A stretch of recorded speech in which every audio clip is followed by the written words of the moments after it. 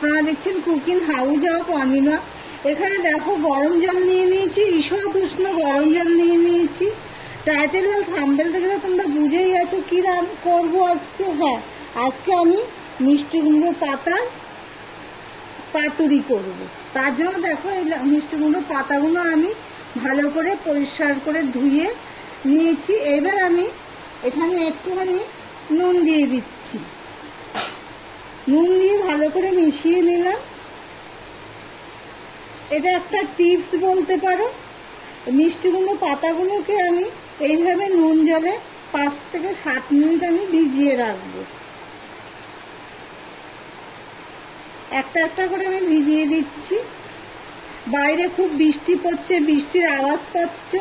যে এই সময় এই ধরনের খাবার খেতে খুবই ভালো লাগে, তাই ভাবলাম করেই ফেলি।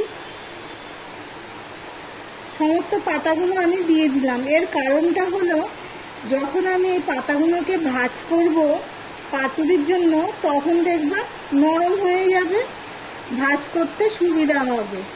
আমি এইভাবে ভিজিয়ে রেখে দিলাম। এবার এখানে দেখো আমি একটা মিক্সি গ্রাইন্ডার নিয়েছি, আর এখানে দেখো আমি নিয়ে নিয়েছি পেঁয়াজ কুচি, ছোট ছোট করে কেটে নিয়েছি পেঁয়াজ কিছুটা, আর এখানে বড় পেঁয়াজ নিয়ে নিয়েছি। তা আমি দিয়ে দেব। আর এই ছোট ছোট পেঁয়াজগুলো আমি রেখে দিচ্ছি, পরে দেব। আর এখানে দেখো আমি 3-4 ঘন্টা আগে আমি ডালটা ভিজিয়ে রেখেছিলাম, ডালটা ধুয়ে নিয়েছি। এবার ডালটাও আমি বেটে নেব। সম্পূর্ণ ডালটা বেটে নেওয়ার পরে, ডালগুলো সব বেটে নিয়েছি, তারপরে আসলাম।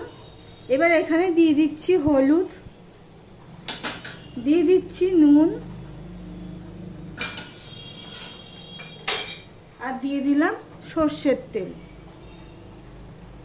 1 চামচের মতো আমি সর্ষের তেল দিয়ে দিলাম। আর এখানে যে আমি ছোট ছোট করে পেঁয়াজ কেটে রেখেছি, দেখো একদম ছোট ছোট করে, সেই পেঁয়াজটা আমি দিয়ে দিলাম। এটা মাখার আগে তোমাদেরকে আমি দেখাচ্ছি। এই যে 10 মিনিট হয়ে গেছে।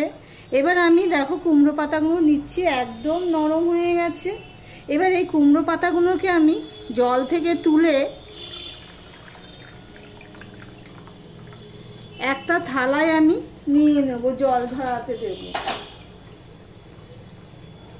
কেননা যখন ভাজবো কড়াইতে দেব, তখন কি হবে, এগুলো জল না ঝরিয়ে রাখলে ওর থেকে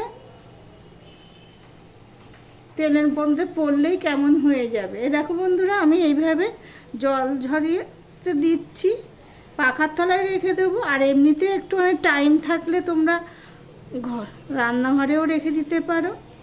এইভাবে একটা একটা করে আমি সব পাতাগুলোকে জল ঝরিয়ে নেব। আরও একটা থালায় দিয়ে দেব।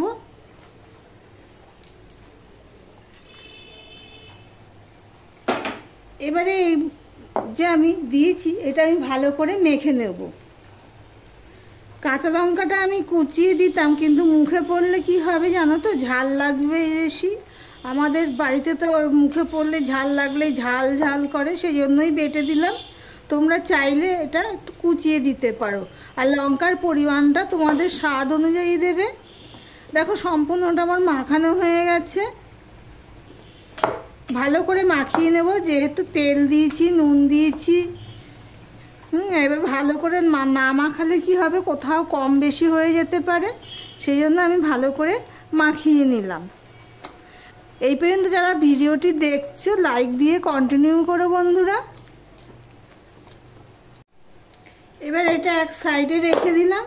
এবার একটা বড় থালা নিয়ে নিলাম, নিয়ে এবারে আমি কি করব, পাতার মধ্যে দেখো পাতলা করে দেবো, বেশি মোটা করে দেব না। বেশি মোটা করে দিলে কিন্তু ভালো লাগবে না।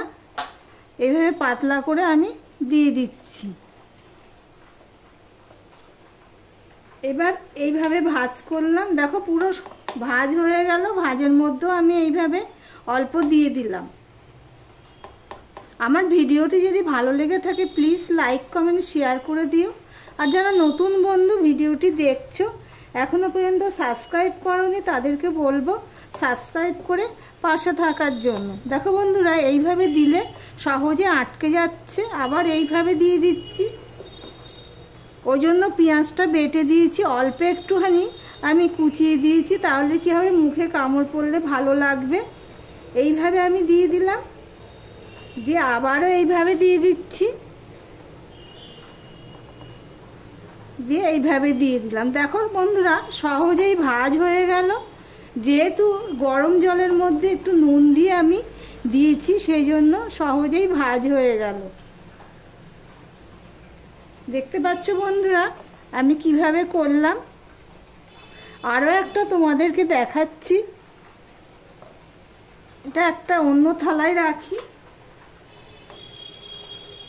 এইভাবে পাতলা করে দিয়ে দিলাম, পাতলা করে দেবে কিন্তু বেশি মোটা করে দেবে না, আবারও বলছি।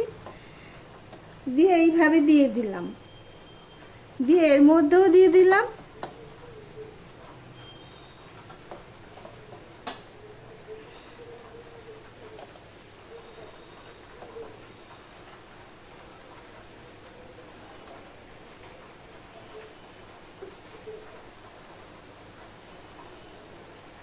এখন মিষ্টি কুমড়োর পাতা ভরপুর বাড়িতে, যাদের বাড়ি আছে, আগানে বাগানেও হচ্ছে, আবার বাজারেও কিনতে পাওয়া যাচ্ছে। তোমরা একবার এইভাবে ট্রাই করে দেখতে পারো বন্ধুরা।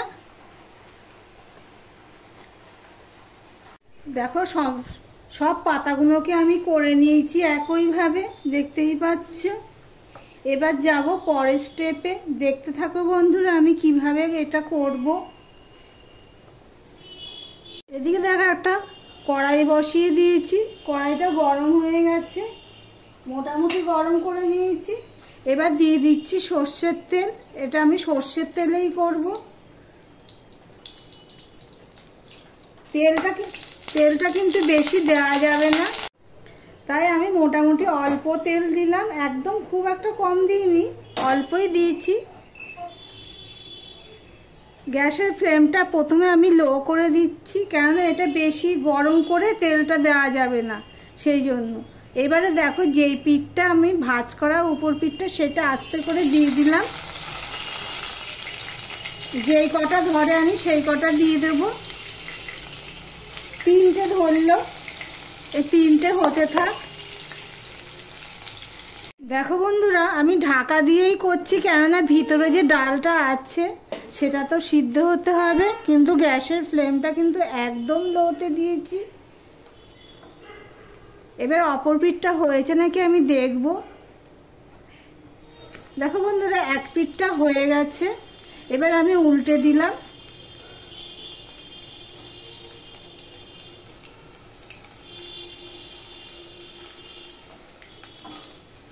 এই পর্যন্ত যারা ভিডিওটি দেখছো লাইক দিতে ভুলে গেছো, চট করে একটা লাইক করে দিও। আর যারা নতুন ভিডিওটা দেখছো তাদেরকে বলছি চ্যানেলটা সাবস্ক্রাইব করে পাশে থাকার জন্য। দেখো বন্ধুরা আরেকটা আমি হওয়ার জন্য অপেক্ষা করব, কিন্তু ঢাকা দিয়েই করতে হবে, নাহলে কিন্তু ভিতরে কিন্তু ভালো মতন সিদ্ধ হবে না, তাহলে খেতে ভালো লাগবে না, এটা মাথায় রাখতে হবে।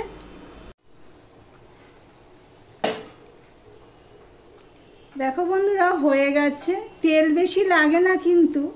দেখো পাতাগুলো ঠিক এইভাবে একটুখানি পোড়া পোড়া হবে, তখন তুলবে, তাহলে একদম সঠিকভাবে হয়ে যাবে। যে প্রথমে যে 3টে দিয়েছিলাম সেই 3টে আমি তুলে নিচ্ছি।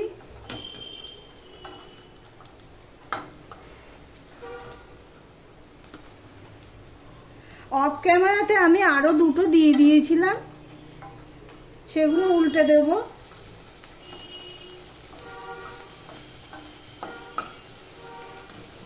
গরম ভাতে জাস্ট জমে যাবে, তোমরা একবার ট্রাই করে দেখতে পারো। দেখো কিন্তু তেল একবার যা অল্প করে তেল দিয়েছি সেই তেলেই হয়ে গেছে। এবার আমি আবারও ঢাকা দিয়ে দিলাম। দেখো বন্ধুরা সমস্ত পাতুরিগুলো আমার রেডি হয়ে গেছে, দেখতেই পাচ্ছ। তোমরা কিন্তু সময় করে ঢাকা দিয়ে দিয়ে করবে, সে ননস্টিকে করো আর এমনি কড়াইতেই করো না কেন, তবে ননস্টিকে করলে এরকম ঢাকা দিয়ে দিয়ে করলে ভিতরটা ভালো করে সিদ্ধ হয়ে যাবে, খেতে সুস্বাদু হবে। তাহলে ভিডিওটি কেমন লাগলো কমেন্ট করে জানিও, আর যারা লাইক করনি চট করে একটা লাইক করে দিও। তাহলে আজকের মতন ভিডিওটি শেষ করলাম, আবার প্রতিদিনের মতন চলে আসবো, সঙ্গে থেকো বন্ধুরা।